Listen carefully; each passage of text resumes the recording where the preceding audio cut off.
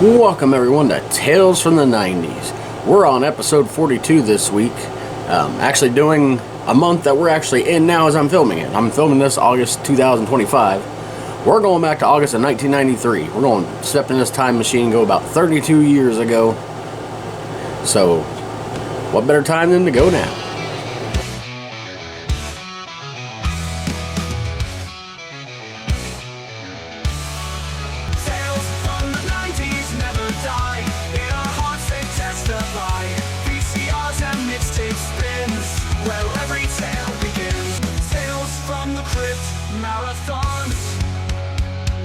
Wars and morning yawns.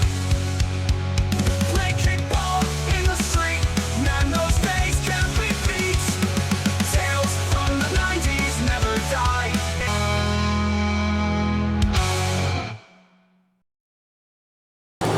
Hey man, if you would have told me that 32 years ago I would be doing I wouldn't have even understood what you're talking about. I said, yeah, we're going to have this thing called the internet, and there's going to be videos on it, and you can talk to people, and there's going to be such a thing as called as a podcast, and they're actually going to be almost as popular as radio. Of course, then if you'd have told me the kind of music they were playing on radio these days, I would have said, well, that's why.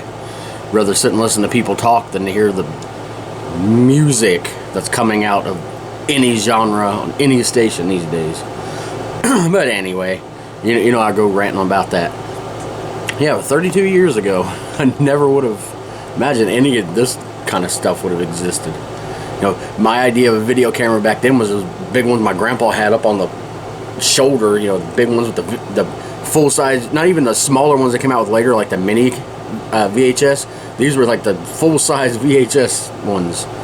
Like, it was the coolest thing in the world. If you check out some of my old home movies on my channel, I got one for my birthday, my third birthday. Well, it was obviously the little kid's version. It didn't record anything. It was just plastic, but I wanted to be like my grandpa. But anyway, we're, like I said, going to August of 1993. This is our 7th trip through 1993, so getting, you know, like I said, I randomly picked these years and months, so it could be a year before we're through this, or it could be a couple weeks from now, who knows. But anyway, I was 9 at this time, getting ready to go into 4th grade. It was the summertime, obviously. We didn't go back to school then until September. Nowadays, the kids are going back the first week of August. It's ridiculous. I mean, especially around here when it seems like there's always reports like air conditioner not working or the heating not working at the school, and you're going to put kids in the school and this kind of heat and possibly have that. And I mean, it's just, let them have more of a summer. Come on. We got out like the first week of June. We got the rest of that month of June, all of July, all of August. Nowadays, it ain't the same. But anyway, that's what we do here. We reminisce about the past. There's some ways the past is better. There's some ways not. Like I said, with the technology I have today, just try, you know, go. Everybody's like, I'd like to go back to that time. Yeah, you would until you get to, like, there's something I want to look up. Oh, I can't just Google it. You're gonna go find the encyclopedia and hope it's one that's up to date. That was the thing with encyclopedias. That was a scam because you always had to buy new volumes to keep it up to date. But anyway, I hope you've checked out some of our bonus stuff on here. Our bonus episode specifically for Tales from the 90s is all about Tales from the Crypt. I originally imagined this as just one video. It's a top 40 list of my favorite Tales from the Crypt, and then I was going to add the the intro and the outros with the Crypt Keeper, the best parts of Tales from the Crypt. Then I realized it was going to be too long, so I was like, well, I'll split it into 2. While recording that, almost an hour into just getting through the first 10, I was like, well, I got to stop here. So it's a 4-part series now. Usually my bonus episodes are just 1 episode. These are going to be a 4-part series every Friday. The first one just came out last Friday. Expect the second one this Friday. We'll be halfway through it. I hope you guys enjoyed that episode. The intro I made, if anybody's wondering, because it's the Tales from the Crypt theme, but it's different. It has more of like an orchestra sound, and it has the Crypt Keeper singing. It's an actual Crypt Keeper thing. About 2000, I think, they came out with this like It was like a throwback to the old horror radio series. I know probably nobody remembers that. I don't know if anybody's alive that is still listening to those. If they are and you're older, then I'm sure you guys had a great time listening to that. I wish I would have been in that era. I would have loved just sitting and listening to horror stories. But it was sort of like a radio drama where they would, the Crypt Keeper would introduce it, and then they'd have people telling the stories. Like they had famous actors like Tim Curry, obviously Pennywise, and many other things, but he read one of the stories and was like narrating it, and they had actors in it, playing the parts. It was a really cool concept. I don't know if it was actually played on radio anywhere or just online, but I know I first discovered it when I went to the library. They had it on CD, and I've got it on my computer now. I listen to it all the time. It's in the Halloween playlist, obviously. But that theme that plays at the beginning, it's like Crypt Keeper's like singing words to his theme song. Thought it was really cool, so I added it to the intro just to make it a little different. It's taking forever on this, sorry. Normally I like to talk about Tales from the Crypt on here anyway, and there was no episodes that were new episodes in August of 1993, so there's my Tales from the Crypt for this edition. Anyway, look for those. I'm putting all kinds of music content on there, playing around with the Smule, however you say it, app, where you can duet with other people or just sing songs or duet with yourself. If you see any of those where I do songs with myself, they're insane. But anyway, we're going to leave all this new technology behind and go back to August of 1993. It's still kind of the beginning stages of the 90s. Just what a great time. Despite, obviously there's bad times and good times in any time period, but I try to go back and look at the good stuff. I'm sure I could look up all kinds of news reports of bad things going on, all that stuff, but, that's for the History Channel. This is the good History Channel. But first I want to talk about wrestling, one of my loves, and I'm not going to be able to talk about wrestling this week without mentioning what happened this past week at wrestling, where I work at Supreme Wrestling. I kind of just do a little bit of everything there that I'm asked. Haven't been announcing for a while now. We got a new announcer, so I've been playing the Videotrons because we got a new system to play those, and music. There's music when people walk in, not the wrestlers, but just like when the crowd comes in until the show starts, and then at intermission. Because if you've never been to a wrestling show and you only see WWE on TV, you probably like intermission. Well, yeah, they have those at wrestling. They even have them at WWE at some events. Unless it's like a live Raw or SmackDown. But anyway, got into a bit of an altercation, that's to put it mildly. Got really tired of this pompous jackass, whatever you want to call him, wrestler, JJ Lawson, who I actually used to respect. But since he got with this group of idiots, speaking of idiots, look at me. The young and reckless. Phone's ringing. Probably them calling. No, scam caller. Well, probably is them. They're a scam. Anyway, I got tired of the cheating, and obviously I'm blaming him for what happened, but really in the end I shouldn't have gotten in the ring. I got in there and confronted him, and he ran his mouth to me one more time about, oh, KFC this, and I lost it. So I took a swing at him, which was a mistake. The first mistake was getting in there probably. The second one was taking a swing, because I ain't no trained athlete, so obviously I swung and missed. He ducked under it, and I turned around, and I didn't even know what happened until I definitely got my bell rung until I seen the footage later. But from what I seen, he nailed me in the face with a super kick. I'll put the video after I'm done talking about this real quick. It's not gonna be anything long, but unlike me rambling on about everything on here. But yeah, you can see I tried to put my hands up to block it, but the kick went right between my hands. It didn't matter. Got me right in the jaw. Still sore. And then that wasn't bad enough. I was out on the mat. He drug me over a little bit and then climbed up to the freaking top rope and did a 450 splash. I don't know if you don't follow wrestling, you don't know what that is. And, you know a full rotation's 360. Well, he did a 450, which is like a 360 and a half almost. I think that's what that is. I'm doing Steiner math here.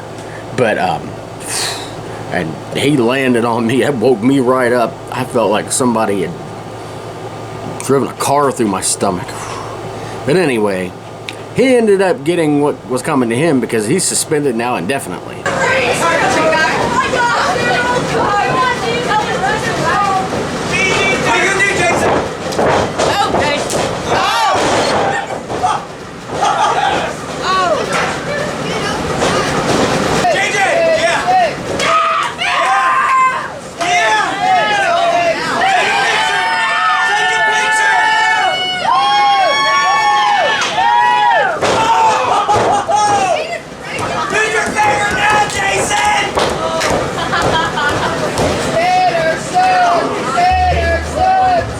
Yes, I shouldn't have got in there. I'll probably get a fine or something, and I deserve it.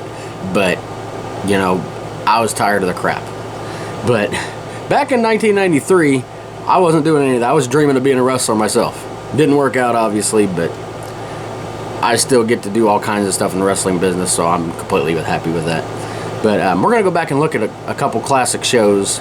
WCW Clash of the Champions 24, and this is classic for probably the wrong reason, but I'll talk about that at the very end. But this was, like I said, Clash of the Champions 24. WCW Clash of the Champions was wasn't a pay-per-view, but it was like a super card, I guess they call it, where it was on TBS, and it was a big deal. It was bigger than their big show then. This was before Nitro, was WCW Saturday Night. Well, their show kind of like in between their main show and pay-per-views was Clash of the Champions. They would have them sometimes once a month, usually less frequent than that. Anyway, this one was from Daytona Beach, Florida. Arn Anderson and Paul Roma, one of the worst horsemen ever, Paul Roma, probably the worst horseman ever. They defeated WCW World Tag Team Champions Steve Austin and Lord Steven Regal. Of course, many people know him as William Regal today. But Regal was replacing the injured Brian Pillman because the Hollywood Blondes were the tag team champions. Anyway, they won the titles from the Hollywood Blondes, well, one of them. The Hollywood and England Blondes. Ricky Steamboat defeated WCW World TV Champion Mr. Wonderful Paul Orndorff to win the title. And in the main event, WCW World Champion Big Van Vader retained his title. He beat Davey Boy Smith, and the stipulation on that is if Vader got himself disqualified, he would lose the title, because the rule in wrestling is if you're a champion and you get disqualified, you lose the match, but you keep the title. I don't know why that was ever a rule. When you think about it, it's like he cheated, he should lose the title. But I guess they wanted to be decisive when you win the title. But anyway, not in this case, but Vader still won. But after that, Cactus Jack returned. It was after the whole thing where Vader powerbombed him on the concrete floor, and he like got amnesia, and all those weird interviews they did with him when he was like living on the street, couldn't remember who he was. Well, he remembered who he was now and returned. But this show is mostly known for the Shockmaster incident. And if you don't know what that is, my description of it won't do it justice. You got to check it out. Ric Flair had a interview show at the time, because I think part of his deal from leaving WWF was he couldn't wrestle for a little while or something like that. Or it was at first. I can't remember if he was wrestling at this time or not. But he had an interview segment called A Flair for the Gold. And they had like a set. It was set up like a Tonight Show type thing. And they had Harlem Heat on there, Psycho Sid, Sting, and because I think that to take on Sting and Davey Boy Smith, I think at the next pay-per-view. But they were going to introduce their third person, and Sting's like, he's not only going to shock the world, he is the Shockmaster. And it was the guy who, I think it was, who played Tugboat in WWF. I think his name was Fred Ottman.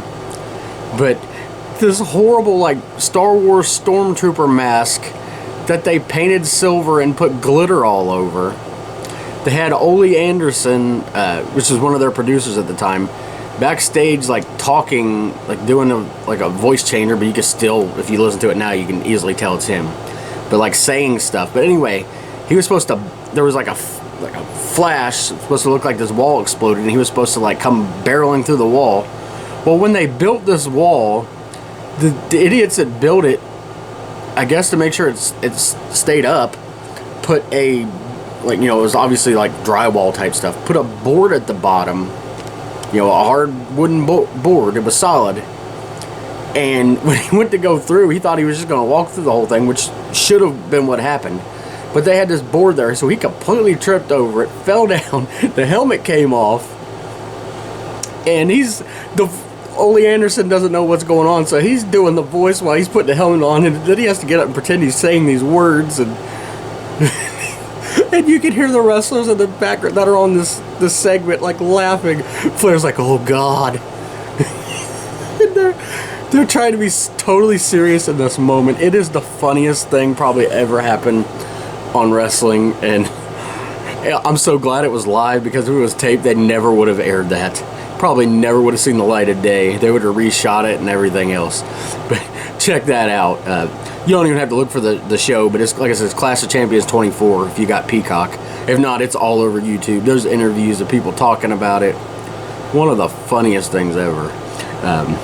But the pay-per-view this month, WCW didn't have one this month, but WWF did. It was SummerSlam. It was on August 30th from Auburn Hills, Michigan. It was the 6th SummerSlam, which is, of course, one of their biggest events of the year. Just had SummerSlam a couple weeks ago, as a matter of fact. Now it's a 2-day show out of a football stadium. Come a long way since then. But Razor Ramon defeated Ted DiBiase in what would be Ted DiBiase's final WWF match ever, because he would go on to injure himself and then kind of retire the next year. Went on as a manager and like an authority figure, but the $1 Million Man can always talk. I'm surprised he didn't have a longer career as a manager. I think he, I know he became a preacher at one point, but I don't know if that's why he stopped being a manager or what happened. But anyway, the main event was a cluster. Lex Luger taking on WWF champion Yokozuna. It was after the huge summer push that they were in. Wrestling a push is when the people in charge are like really pushing this person to be the top guy. Or one of the top guys. That's what a push in wrestling is known as. But he had that. Yokozuna had a body slam challenge because he was like 500-600 pounds, and nobody could body slam him. So it was July 4th. They were on the USS Intrepid, which was a like a Navy warship, and Yokozuna was on because back then the foreign heel was still like a big deal. They had this Japanese guy, which in reality he was Samoan. He wasn't Japanese. He's related to The Rock. If people don't know, obviously know who Dwayne Johnson is, The Rock. But yeah, he's like, nobody could body slam me, and then Lex Luger landed in a helicopter and then body slammed him, and then went on this thing called the Lex Express, is where they put him on this like tour bus. He went around the country, basically campaigning to get a title match, and they just put so much behind him. And there's been so many reports of why they did what they did. But anyway, Lex Luger won the match, but he won by countout. Like I said before, when you can't win a title on disqualification, you also can't win it on countout. But he won, and he was like celebrating, and all the good guys came out to celebrate with him, and there was like fireworks and acting like he just won not just the world championship, but the presidency. Meanwhile, he's an idiot because, like, yeah, I'm celebrating all this, I didn't get the title. And they put the stipulation it was his one and only shot at the title. Basically, I've heard like different reports, but basically what it was they didn't think Lex was like taking things seriously and was like complaining too much about being on the bus. And he said that wasn't happening. And I don't know exactly for sure what the real reason is. It's just I think they should have went ahead with the change anyway. And then you could always get the belt off him later on if and then maybe it would have took off, because they were trying to make him the next Hogan after Hogan had left earlier that year. They thought of him as the next Hulk Hogan, and I don't think he's got quite the personality and stuff to pull that off, but you never know. They should have at least gave it a shot there. But I always liked Lex. He went in the Hall of Fame this year. It was crazy times in both companies there with the stuff that was going on. There's one other title change this month. It happened in ECW. Very early days of ECW. This is even before, I think, before Paul Heyman was even Booker. I think he might have been there as a manager, or if not, he was getting ready to come in. But anyway, this shows you how different ECW was then. For the biggest title in ECW, the ECW Heavyweight Championship, Tito Santana defeated Don Morocco. Yes, two stars of the 70s and 80s battling over the ECW title. That's the change that Paul Heyman made. They were using these big name talent, but they were over the hill even in the mid 80s. I mean, this was 1993. But anyway, that's enough about that. There was a few movies that came out this month that I liked. The first one is Jason Goes to Hell: The Final Friday. And yes, I know it is probably, I don't know if that or Jason X is my least favorite Friday the 13th movie, but it's still a Friday the 13th movie. And it's the one where he's hopping bodies, and it was right after New Line Cinemas purchased the Friday the 13th franchise. Well, they didn't purchase the name. That's why they couldn't call it Friday the 13th. They just used Jason. Because, I mean, everybody's, do you watch Friday the 13th? Most people say, you watch Jason movies? So. But this is the one where he's hopping different bodies, and it's strange. It's like I like it. Who was it? It had John D. LeMay in it. If you've watched the Friday the 13th series, which by the way has nothing to do with Jason, it's produced and directed by I can't think of his name. Frank Mancuso Jr. That's who it is. Who is connected with the Friday the 13th series. So it was produced by him. And it was basically like this antique shop that they'd sold all these like haunted artifacts, and now they've got to try to buy them back. And it's a really good series, but like I said, it had nothing to do with Jason at all. But anyway, one of the main character from that, the two cousins, but the male cousin obviously was the male lead in this one. And at the end, it had a lot of crazy stuff in it. Like I said, it's voted probably one of the worst by a lot of people. But then again, there's a lot of people that do like it. There's no Friday the 13th movie that I won't watch. Like, I like them all. I'll have to show you my collection sometime. I've got the original 8, which is not this one. This one's 9, by the way. I've got the original 8 on DVD. I've got that same collection with more extras on Blu-ray. I've got a couple individual ones of, I think, the 4th movie I got by itself. But I've also got the one they just came out with a couple of years ago. It was during COVID. The huge collection. It's got all the movies, even the remake, which I like. Unlike Nightmare on Elm Street, that one sucked. I'll never watch that movie again, that remake. Freaking crackhead-looking Freddy off of Wish. But it's got all that, so many discs of extras and documentaries. That collection is awesome. I was so glad I was able to buy that. But anyway, it's got the unrated version of this movie in it, Jason Goes to Hell. And of course, the iconic scene at the end that everybody always talks about is, of course, New Line Cinema also owns Freddy Krueger. So at the very end of the movie, when Jason goes to hell, Freddy drags his mask down, which was supposed to set up Freddy versus Jason, which it did. But they were still trying to figure out what the script for that was going to look like, so they released Jason X in the middle. Like I said, not one of my favorites either, although it was the first Friday the 13th I seen in theaters.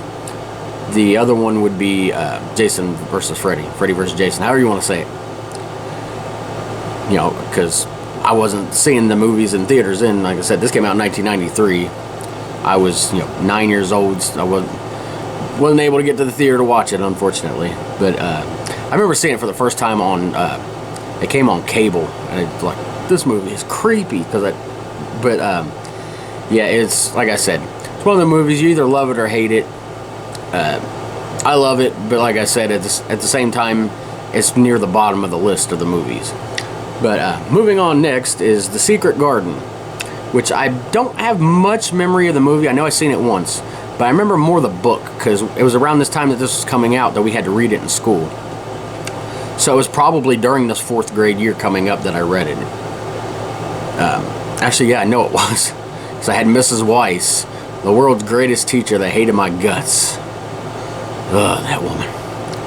Anyway, The Secret Garden, it's kind of hard to describe. It's about, this little girl that's got all this, emotional damage from her parents never seemed to love her, and they ended up dying, so she went to stay with this, recluse uncle and aunt, and she never seen the uncle. She finds a secret garden, and then she finds this boy who can't walk, and And there's another boy and they're all like friends. I can't remember the exact details. I'd have to go back and watch this and read the book again. Stupid gnat in my face. But I just remember, because I didn't really like a whole lot of the things we were assigned to read at school as a kid, but I remember liking this one. And then the other movie that came out this month that I really like is Needful Things, which is, of course, a Stephen King movie. Creepy. It sort of reminds me in ways of Salem's Lot, just not vampires. It also reminds me of Storm of the Century, which, if you've never seen that, it's got the similar theme where this guy comes from out of town. Anyway, I'll talk about Storm of the Century right now. I'm talking about Needful Things. But this guy comes, Leland Gaunt, and people are speculating whether he's the devil or works for the devil. I don't know exactly. It wouldn't surprise me. But he opens this store. It's called Needful Things, and it's got things that like people like want. Like this, there's this like I can't remember if it's a signed baseball or a signed baseball card, like Mickey Mantle. But anyway, the things are for sale. But obviously, you know, they're special things, so they can't be afforded by the people in this town. But like he'll have the people do stuff for him. Like, oh, you want this? All you got to do is go to your neighbor's house and break the window, or tell them this, and town after each other, and which is what this guy wants. And starred Ed Harris, which, if you know from listening to this before, is my dad. At least he told me for years it was. He said he was Ed Harris in Creepshow, and the reason he changed his last name is because that's what they do in Hollywood. They change your names. So yeah, while my dad was coming over during the summer and watching me and Josh and Travis while they worked, while Mom and Marky Foe worked, Ed Harris from Hollywood was flying in on his jet and coming to watch us. My dad's been gone for almost 19 years now, and those stories still live with me. But anyway, great movie there. Read the book, great book too. Obviously some differences between the two, but that's how it comes with the Stephen King movie. It's almost like you get two things out of once. You get the Stephen King book, and then you get a Stephen King idea that's expanded into a movie. I mean, sometimes they follow closely. Sometimes they just go off the wall. Like, have you ever seen The Lawnmower Man? That thing is nowhere near anything like what Stephen King wrote. But yeah, that's the movies that came out. Let's look at the time here. I don't want to ramble on too much. Yeah, like I said, this was the summertime in 1993, our first summer in Norwood. Like I said, my dad was coming over and watching this, which of course makes me think of a bad memory, which I've told on here before, but I'll go ahead and tell it again. I don't know how it happened, but somehow Marky Foe and my dad got into it. It was when Marky Foe was really starting to show what the true Marky Foe. Not this, oh, I love kids, I'll be your dad, and all this other stuff, to abusive and everything else. Like I said, I don't know what led to their fight. It could have been Marky Foe's drinking. It could have been my dad was drinking, because he was definitely a drinker too. I don't know what caused, the problem, but my dad was wanting to go in there and kill him. They didn't actually get into it, because like I said, talk about Marky Foe before. He was like 6'8", 6'6", something. He was tall. He looked like Hogan, only if Hogan was fat and didn't have blonde hair. But he probably could have beat up my dad. I don't know. My dad was shorter, but if my dad was fighting for me, I wouldn't have bet against him. But like I said, I don't know what exactly happened, but my dad wasn't allowed to come over anymore, and he was coming over on the bus. So he was obviously putting in an effort, to come over just to watch us, just to get to spend time with us. He didn't have, he wouldn't have to, but just a way to spend time with us. And something happened, and the one funny thing about that is, like, my grandpa was on the way to get him, and like that had happened, and they were like screaming at each other, and my grandpa was trying to get my dad in the car, I guess so he didn't go to jail, and he ran my dad over with the car. His own dad ran like Grandpa Wally. It wasn't like intentional, but he like hit it, and my dad fell, and it was funny. But at the same time, it was the last time that I got to see him. Because even before that, he was coming over on the bus, when he wasn't watching us over there on the weekends, he was coming over on the bus and getting me, and that was my first experience on the bus. Later on, I would ride the Cincinnati Metro bus all over the place. I actually miss that. I know it sounds weird. I miss riding the public bus. I don't know how I'm sure it's more dangerous now, but I used to love it. But anyway, we would go to Price Hill when my grandpa moved from the house I was born in. Well, I wasn't technically born in. I was born in the hospital. Some people say I was born in the zoo. The same zoo that I had to clean the elephant poop up later on when I ended up getting charged with truancy from school. That's another story I've told before, but that's way after this. But anyway, it sucked. But it was what it was. We kind of settled into life there, and funny, once my dad wasn't allowed to come around anymore, how Marky Foe's real true colors started coming out. The beatings and the things that nobody should ever say to a kid, whether it's your own kid or not. I try not to dwell on too many negative things. By the way, his name was Mark. I call him Marky Foe. It's a running joke for years. None of us know why we call him that, but at some point his name just became Marky Foe. I don't even think it was while we were with him. I think it was later on. We were doing this thing called the Marky Foe Radio Show. Me, Josh, and Travis, and Clint would join it too. Clint would come later, obviously. He would be born next year. Was my mom already pregnant with him? Let's see. I'm doing the math here. Nope. That would actually happen the next month. But, for all the problems I went through with Marky Foe, I still wouldn't have changed it because, I wouldn't have my brother Clint. He's got 2 little boys of his own now and a wife, And the funny thing is he lives a block and a half from where we lived. And by the way, he doesn't mind, I don't think, at least he's told me he hasn't, that I talk about his dad because his dad had never had anything to do with him. After we'd left him in I think it was 98, he never even tried to see him. So why not? He ain't gonna care about other people's kids. He definitely ain't gonna care about his own either. But anyway, it's so weird. The last time we went there was from 4th of July, not this year, but the year before, for my mom's birthday. It was the first time in over a decade all her kids were together. And we went to this park, but people had the table reserved, so we ended up going to Clinton's house in Norwood. And like I say, it was such a trip walking around the neighborhood and, just seeing how close he lived to where we lived there on 5720 Section Avenue. Well, 5724 is where we were at this time. We would move into 5720 the next year, which was the house next to it. We went from being the last house in Norwood to the second to last house in Norwood. Again, I've told a lot of this stuff before, but it's just, like I said, it's funny that I can look back at these times with, fondness when some of this stuff happened. It's not good to remember. But, and it's not a case of me here goes psychology class again. It's not a case of me not coming to terms with it. I've came to terms with it. And by the way, he passed away 2 years ago. And, I'd already forgiven him before then. I think we I don't think we messaged, but I think we commented a couple things on each other's Facebook or something while he was still alive, But, it's certain things, like I said, I can forgive him for it, but I definitely can't forget.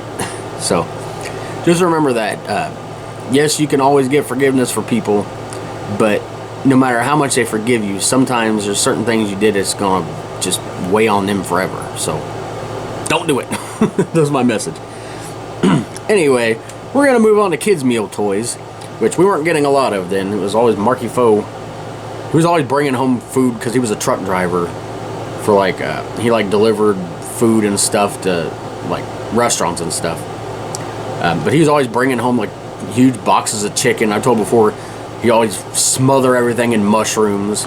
We had this stuff, it's called slop, which is basically just shell noodles and supposed to be just, pasta sauce, tomato sauce, spaghetti sauce, whatever you want to call it, or like hamburger.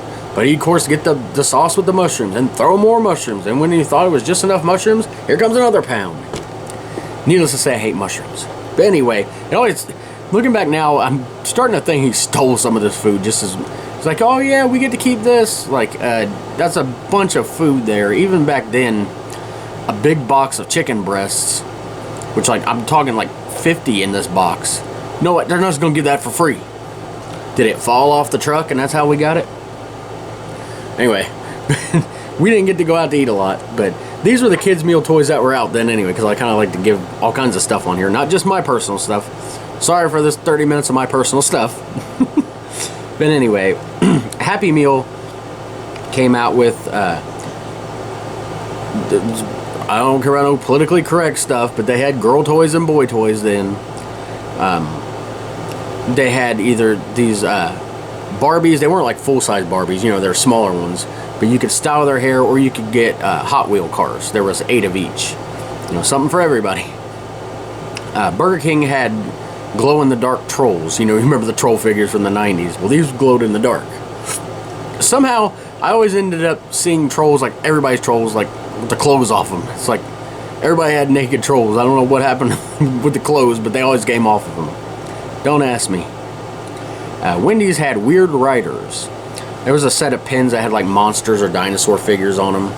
Because, you know, they do that a lot in restaurants. They would give out toys, but they'd also give out some magic kits or, you know, school supply type stuff, especially around August. They were getting ready, you know, everybody's buying school supplies in. And Pizza Hut had the Air Garfield line. They had cups, and then like these things are called Air Garfield toys, which were you know, like they had a Garfield and a parachute, little parachute. You know, those little parachute men you throw, and you know, they just has a little parachute on it, and had kites and stuff like that. So a lot of good stuff there if we'd have got to go out and eat. Video games. We're gonna go to the top selling video games of the month. Back then we didn't have a video game system. We had an NES, you know, before we met Marky Foe, and then I don't know what happened to that, and then we didn't get another game system until they bought us a PlayStation in I don't know, 2 or 3 years after this, which I always tell this story. We thought it had to sit on top of the TV. Even Marky Foe was like, you gotta leave it on the top of the TV, because apparently that's just where it goes, okay? It can't sit anywhere else.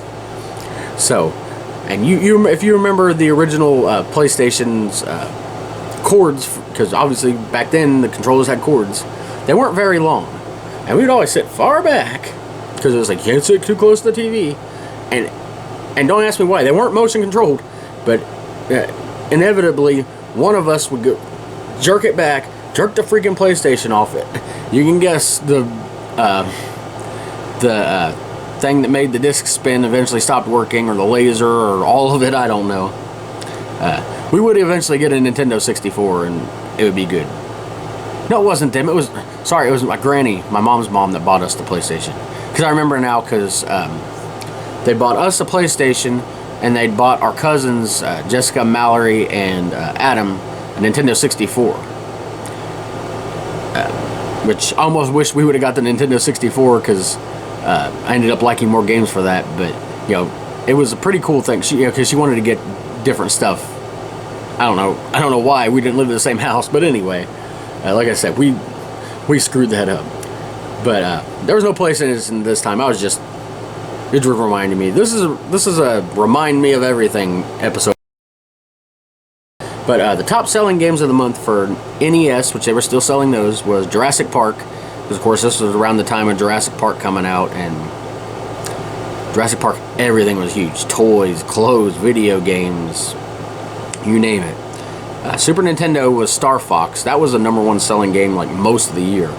Sega Genesis, Jurassic Park, obviously that and the NES game, I'm pretty sure there was differences. You know, NES is 8-bit graphics, and Genesis was 16, so obviously there was differences. Probably difference in the gameplay too. Probably fit more on that cartridge than you could the NES. Sega CD was Echo the Dolphin. Game Boy was Yoshi's Cookie, which I've never played. And Sega Game Gear, which was like their Game Boy, was Batman Returns. based on the movie, which Michael Keaton and Danny DeVito is the Penguin. I was like I can't remember his name. Oh yeah, Danny DeVito.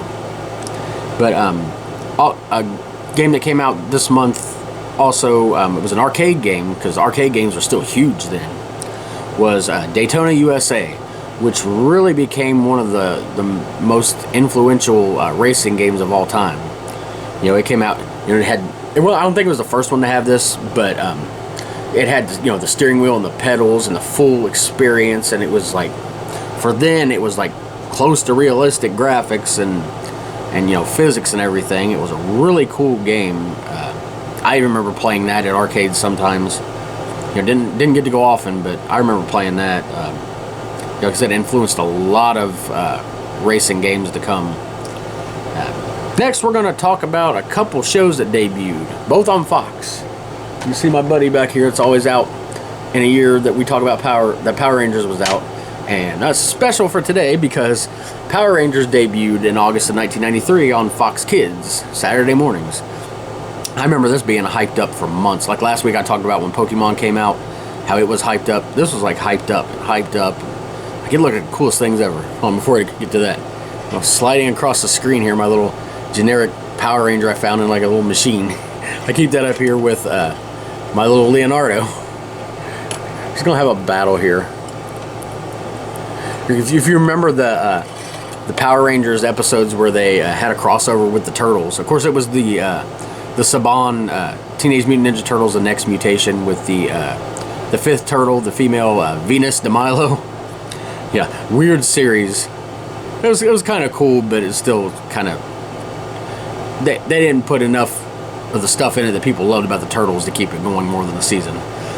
But anyway, yeah, the Power Rangers was so hyped up, and boy did it deliver. I remember that first episode, Rita coming out of the dumpster, and Power Rangers being assembled, and then of course I can't remember what episode Tommy debuted in, but of course the evil Green Ranger, and then they finally get him to be good, and just like there's so many moments of Power Rangers that I remember watching, especially the multiple episode ones, like that Green Ranger one, and the one where after he'd lost his power, because the power was dark originally, so it was like that was the running thing on the show was the Green Ranger could only use his power sparingly when the Rangers really needed help, because he only has so much power in his power crystal. Well, that ran out, and they were gonna introduce the new Ranger to lead them, and everybody liked Tommy, and they thought it was gonna be some new guy, and they're gonna have to get used to him. And they introduced the White Ranger, and he takes off the helmet, and it's Tommy, and of course Kimberly. I think that's when she faints or something. Everybody loved Tommy and Kimberly as the couple that, I think they were together as a couple on there. They didn't make super obvious, every episode was about them dating and stuff, but everybody had a crush on Kimberly if you were my age. But yeah, Power Rangers debuted and really changed kids TV. Back then the superheroes were the Transformers and the Ninja Turtles and stuff like that, the cartoons. This really brought real life stuff into it, and especially being teenagers, it was really made for kids that were my age at the time, like 9, the kind of the preteen type. I guess 9's considered preteen. I don't know what the labels are, but anyway, because we're gonna be teenagers soon, not that we thought we were gonna be Power Rangers, but it was still kind of cool. And the other show that debuted was on Fox Friday nights. It was The Adventures of Briscoe County Jr. It was a weird show. It was a Western, but it was like a time traveling thing, and it had like elements of science fiction. The main character, Briscoe County Jr., was played by Bruce Campbell. Of course, everybody knows him from Evil Dead series. But I really liked that show. I remember Marky Foe watched it all the time, so we would watch it with him when we could. But it only lasted a season. I thought they could have done a lot more with it. But we're going to move on to sports now. Of course, August, it's the month before the last month of baseball. The leaders at the end of August And this is the time when there was 2 divisions in each league. It was the Western and the Eastern for National and American League. Nowadays they have the Central too, and they got it more even. And back then only 2, the leader of the West and the East from both leagues made it to the playoffs. So it was really quick playoff format. Now they got all kinds of stuff, and it's a money grab, but it's still, at the end of the day, it still makes it more competition. More chances. I know some people don't like it because they think it. Oh, shut up, dog. They think it rewards like bad teams and stuff, but I think they got it worked out good now, where the very best team in each league gets a bye into the next round, which is the way it should be. If they're going to have more teams, it should be a reward for leading in. This year, to present time, the Brewers are leading everything. We just broke their 14-game win streak finally. But anyway, at this time, the leaders were for the National League were the Phillies and the Giants. The Reds were 66 and 69, so 3 games under 500. But we're in 5th place and 21.5 games back. So that shows you, just almost being at even, you're still way out of contention. The leaders for the American League were the Blue Jays and the White Sox. And then, of course, at the World Series, the Blue Jays would defeat the Phillies to win the World Series. Players of the month were Tony Gwynn and Frank Thomas, 2 big names from the 90s. Tony Gwynn, of course, with the Padres, Frank Thomas with the White Sox. 2 of those just classic, legendary baseball names. Pitchers of the month were Greg Maddux, another legend right there, and Bill Gullickson. I don't remember that name at all. I don't know if that was just he was having a really good month and never had much of a career after that, or maybe he did and I just don't recognize the name. But it was during this time that Reggie Jackson was inducted into the Baseball Hall of Fame, because they do that in August. NASCAR news. Mark Martin. This is the first time this has happened on this series. Mark Martin won every race in the month. It was 3 races, but he won every single one of them. He won the Budweiser at the Glen, at Watkins Glen, which is of course a road race. The Champion Spark Plug 400 at Michigan International Speedway. I don't know what makes that an international speedway when the other ones aren't always called that. Why is Michigan an international speedway? People from freaking Russia come there and race? I don't know. Anyway, he won the Bud 500 at the Bristol Motor Speedway, which I believe was Bristol's daytime race. Because they had the nighttime race, which is probably their most famous. But despite winning all 3 of those, Dale Earnhardt won the championship that year. Was the 6th. Mark Martin finished 3rd and 5,000 points back. It just shows how big of a year Dale Earnhardt won, that Mark Martin would win a whole month worth of races and still end up 3rd. NASCAR was a lot more competitive then. Nowadays it's hard to get into because it's hard to understand. They changed the rules and the point system this, and they got stages. I've tried to watch it this year, but I really got out of it because it's just, I don't like the stages thing. Just let them race. It worked back then. People could race. Now they need brakes. It's come on.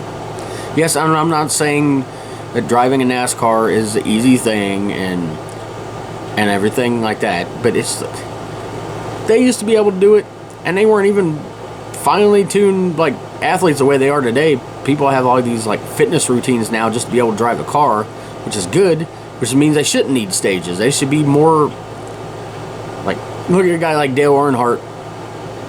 If he was still racing, was he gonna? He probably rolled over his grave several freaking times at the changes they made in NASCAR. Maybe someday it'll get back to regular just racing. Who knows? Well, we'll move on to music now. We're almost done this week. We got, of course, the Hot 100, the Billboard charts. This is stupid. That's all I can say. This is stupid. Can't Help Falling in Love by UB40, a reggae group or something, was #1 for all of August, 2 weeks in July, and 1 week in September, for 7 weeks total. Which, obviously, that's an Elvis Presley song.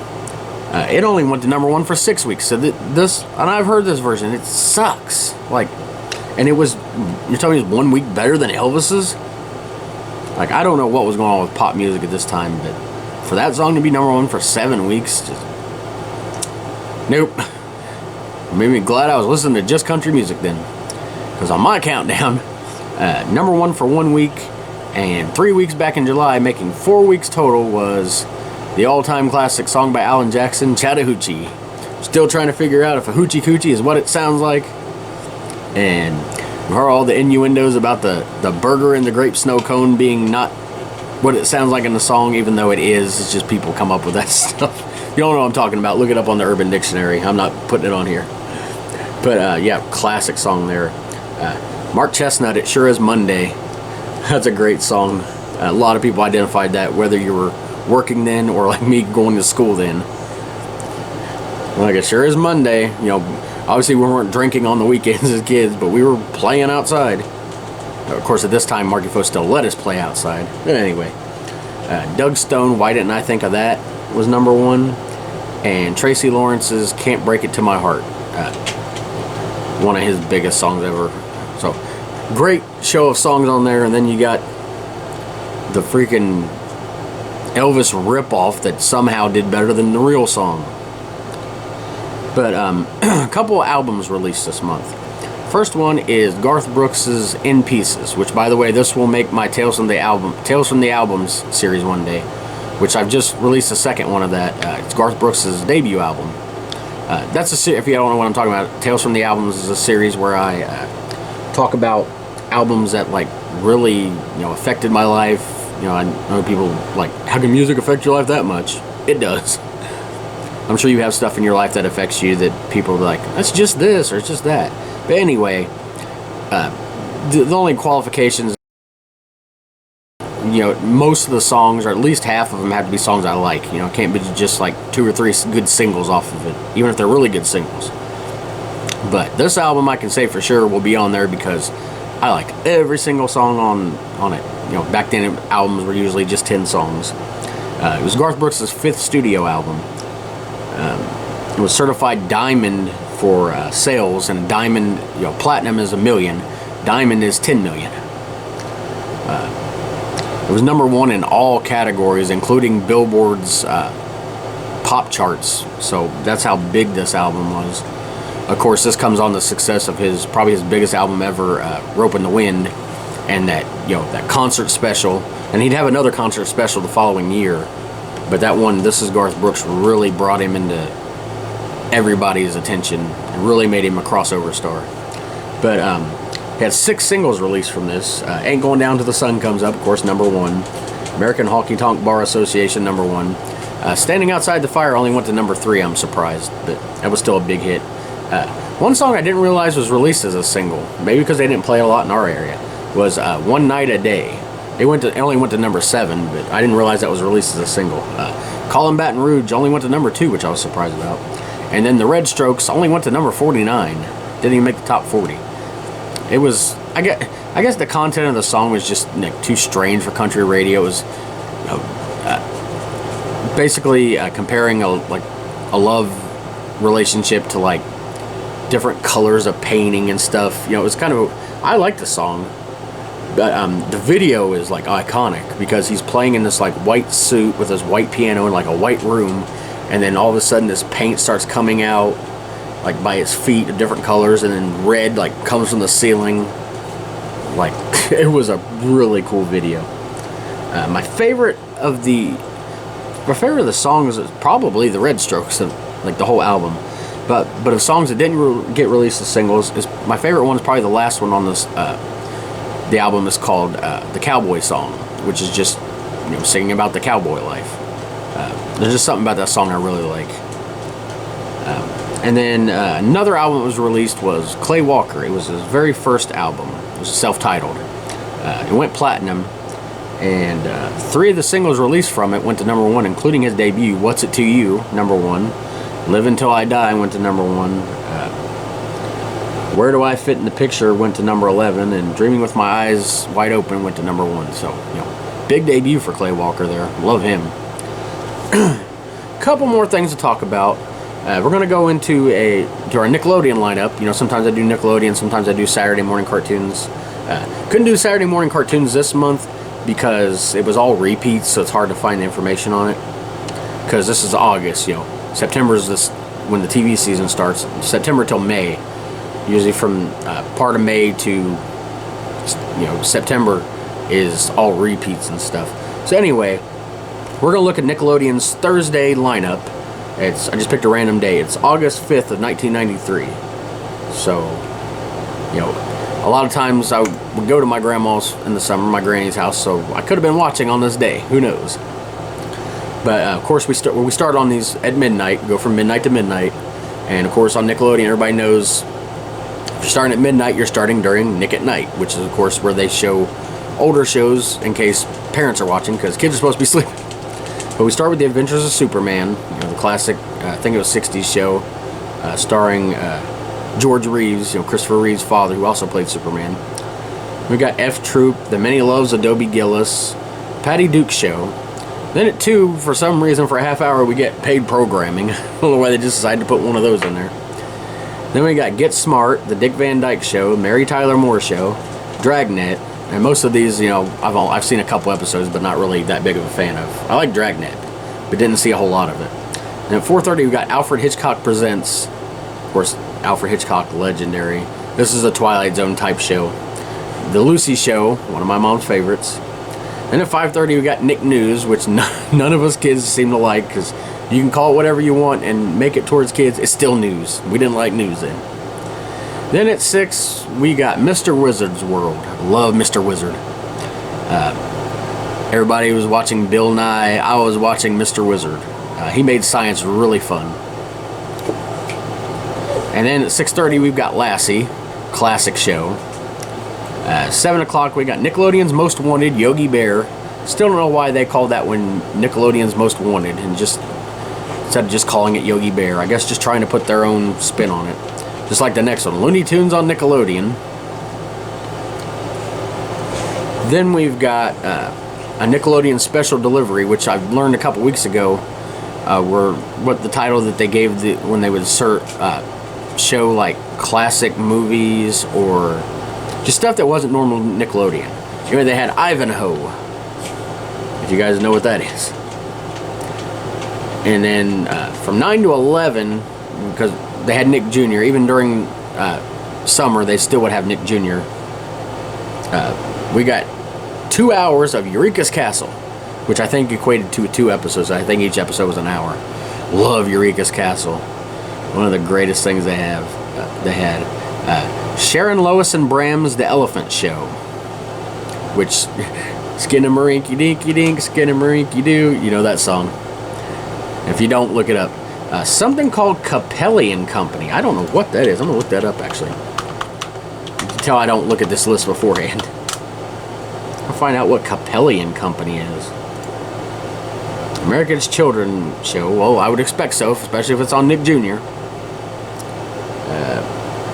Starring songwriter, composer Frank Capelli.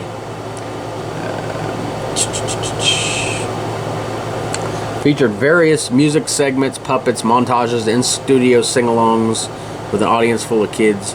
Okay, so it's sort of like the Sharon, Lois, and Bram's Elephant Show, which was basically the same exact thing I read to you there as that.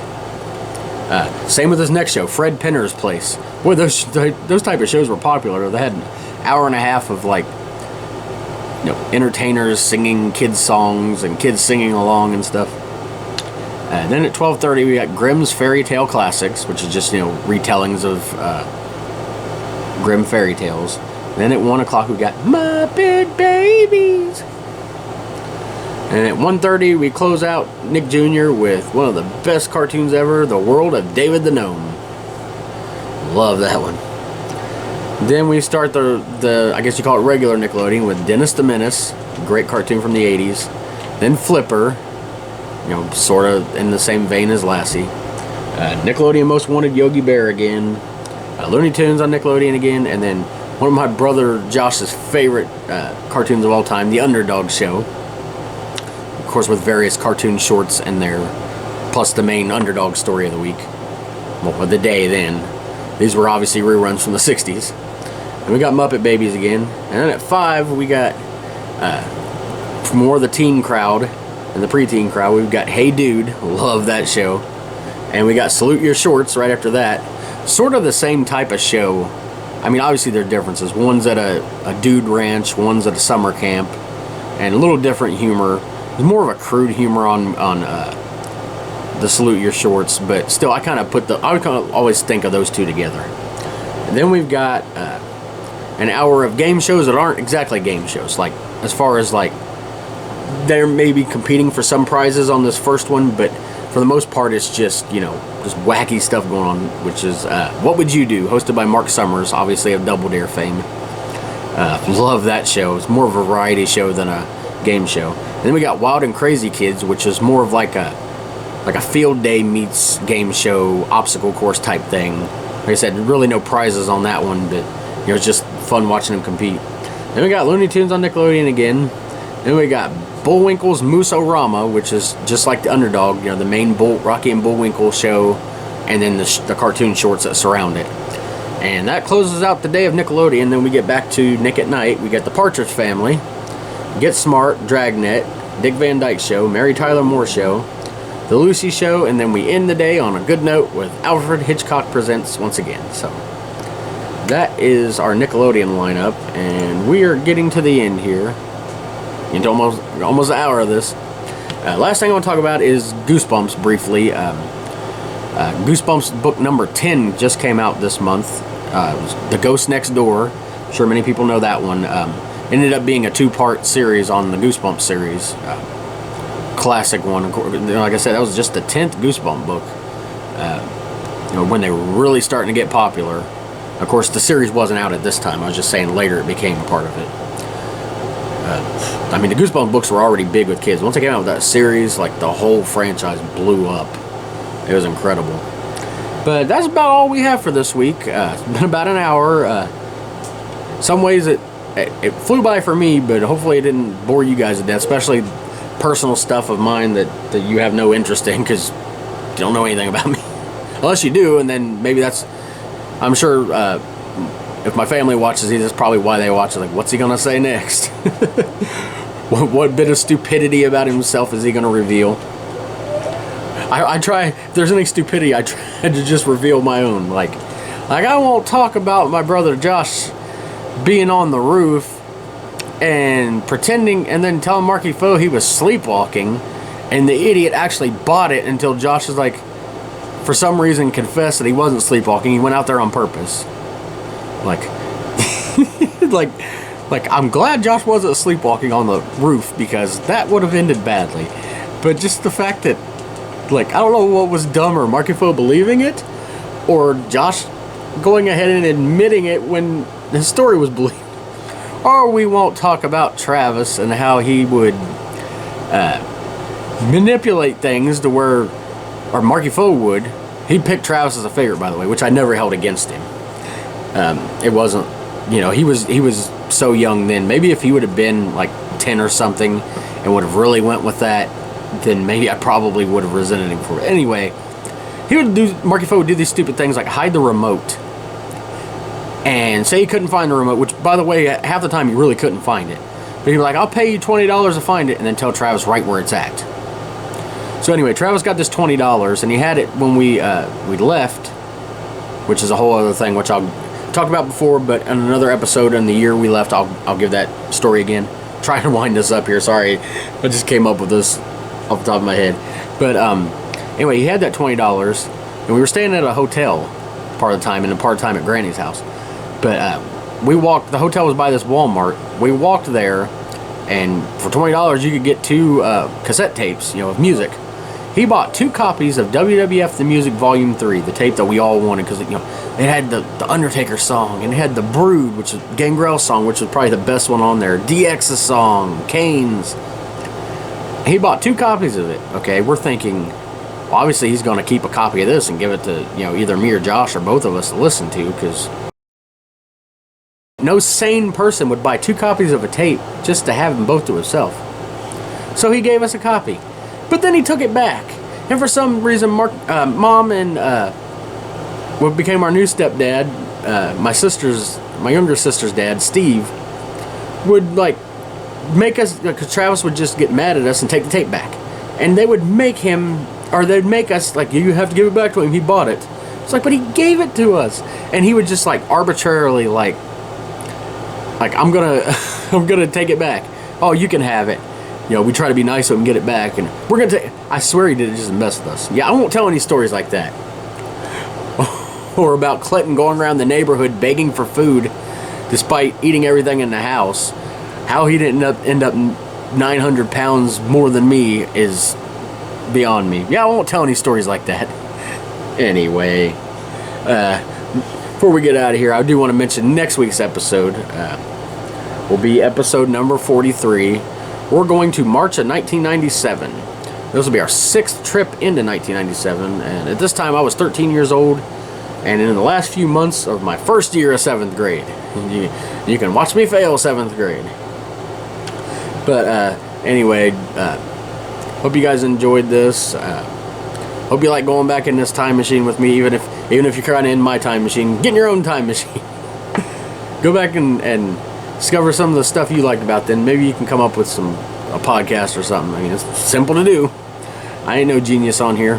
My viewership numbers prove that. But anyway, viewership and listenership. I think Josh is the only one that listens to me on Spotify. If anybody else is out there in Spotify, I'm probably talking to nobody. Hi, Spotify. Bye, Spotify. I'll see you later.